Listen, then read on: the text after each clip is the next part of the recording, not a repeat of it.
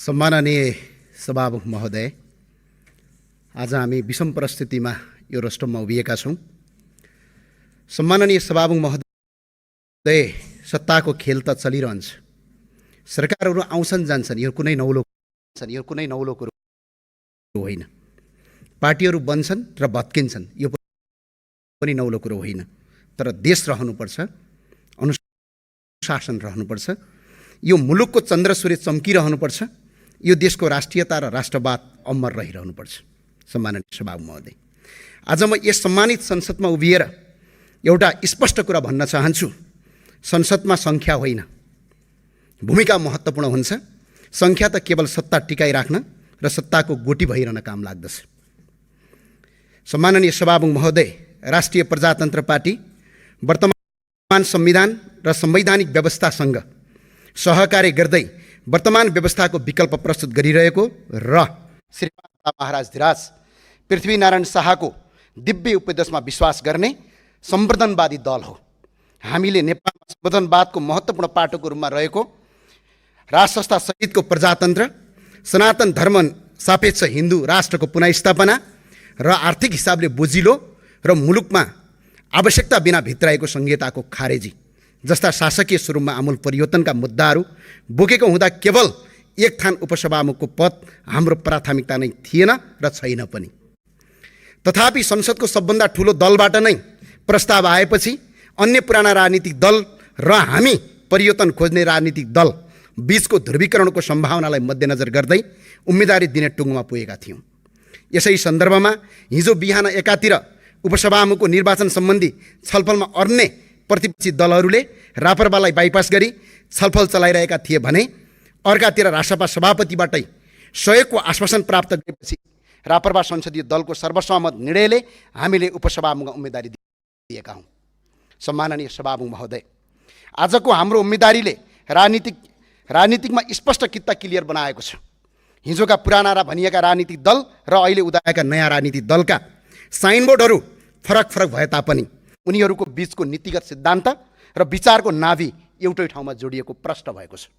सम्माननीय सभामुख महोदय, यो व्यवस्थाको विकल्पको रूपमा मौलिक व्यवस्था खोजिरहेको र यही आयातित व्यवस्थालाई टालटुल गर्नुपर्ने भन्नेहरू बीचको स्पष्ट कित्ता छुटिएकोमा हामीले महसुस गरेका छौँ।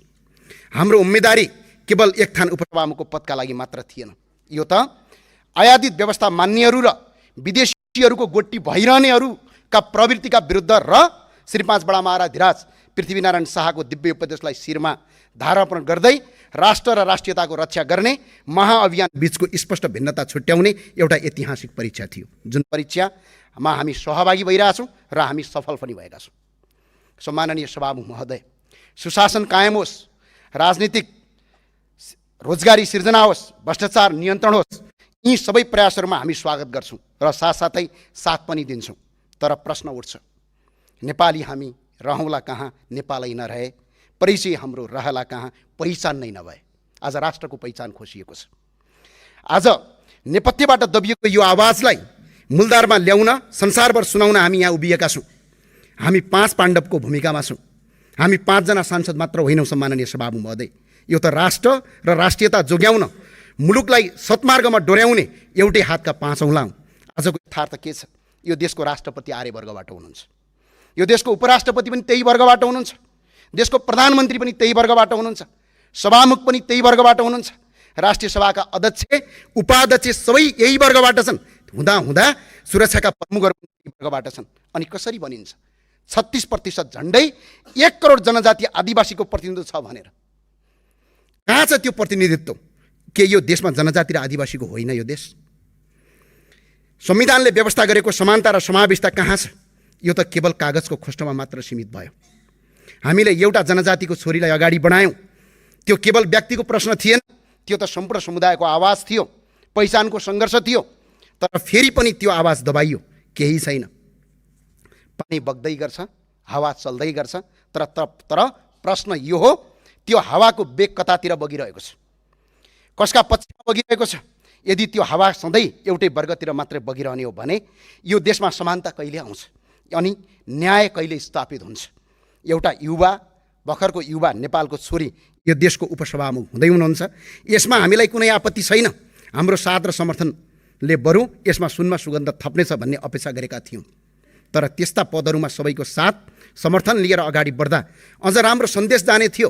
तर तपाईँहरूकै धोकाका कारणले त्यो हुन सकेन। तर खैर केही छैन, याद राख्नुहोला, समावेशी सहमति प्रजातन्त्रको मूल आधार हो। बहुमत र अल्पमत बीचको सहमति र सम्झौता प्रजातन्त्रको आत्मा हो।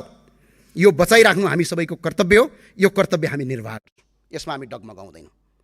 खैर यो केवल उपसभामुख पदको मात्र थिएन, खैर यो केवल उपसभामुख पदको उम्मेदवारी मात्रै थिएन, यो त दुई धार बीचको स्पष्ट रेखा थियो। एकातिर राष्ट्रवादी कित्ता, अर्कोतिर विदेशबाट आयातित व्यवस्था मान्ने कित्ता। आज त्यो परीक्षा सम्पन्न भएको छ। कुन कित्ता कहाँ उभिएको छ त्यो स्पष्ट भएको छ। नेपाली जनताले देखेका छन्, आज सिङ्गो संसारले देखेको छ राष्ट्रवादी कित्ता कहाँ छ र विदेशबाट आयातित व्यवस्था मान्ने कित्ता कहाँ छ। तपाईँहरूलाई कतै रापरपाले उपसभामुख जित्यो भने, संवैधानिक परिषदको सदस्य बन्यो भने राष्ट्र संस्था पुनर्स्थापनाको बहसलाई एक खुट्किलो अगाडि बढ्नेछ भन्ने डर रहेछ। प्रदेश संरचना खारेज गर्ने अभियानमा एक कदम चाल्नेछ भन्ने चिन्ता रहेछ। हिन्दू बुद्ध किराँत सहितको वैदिक सनातन परम्परामा आधारित धर्म सापेक्ष राष्ट्रको बहसलाई अगाडि बनाउँछ भन्ने त्रास रहेछ।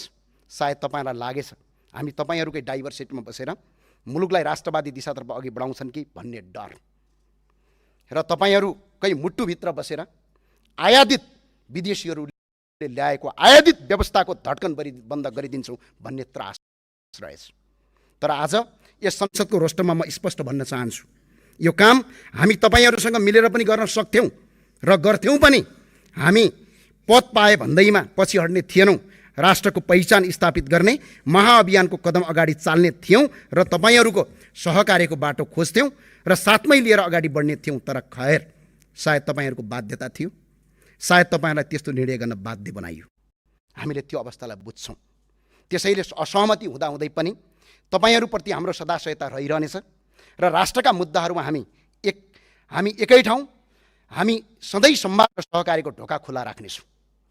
आज तपाईँहरूसँग बहुमत छ, संसदको सङ्ख्या तपाईँहरूको पक्षमा छ, कुर्सीहरू भरिएका छन्।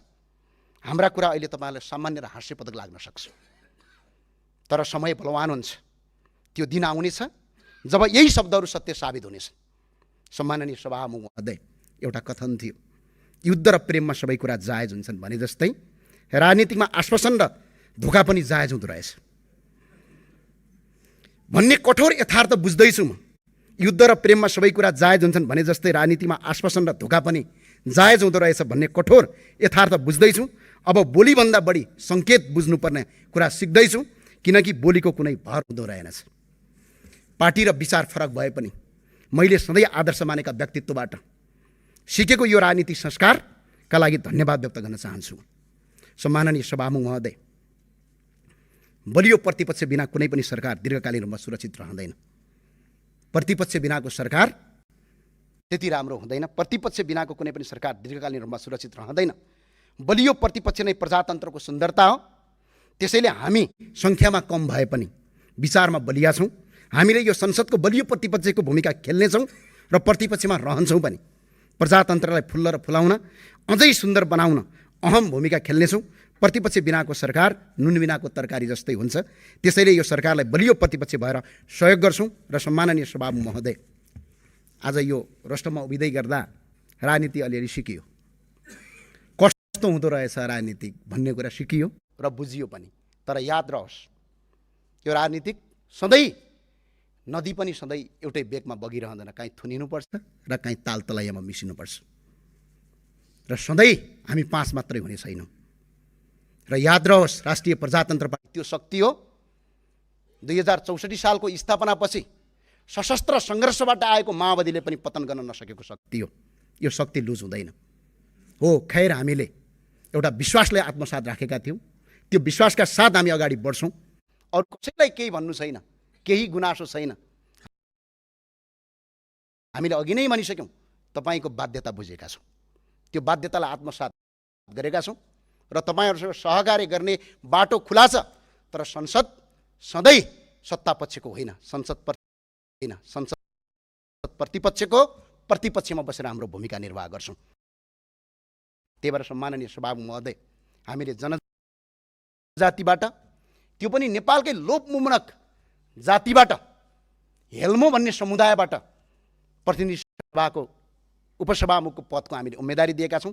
सम्माननीय सभामुख महोदयको अनुमतिमा यस सभाका माननीय सदस्य सरस्वती लामालाई उपसभामुख पदमा निर्वाचन गरियोस् भनी प्रस्ताव प्रस्तुत गर्दछौँ। बाँकी तपाईँहरूको इच्छा सोच गर्नुहोस्, विचार गर्नुहोस्। जय राष्ट्रवाद, जय नेपाल। हस्, धन्यवाद।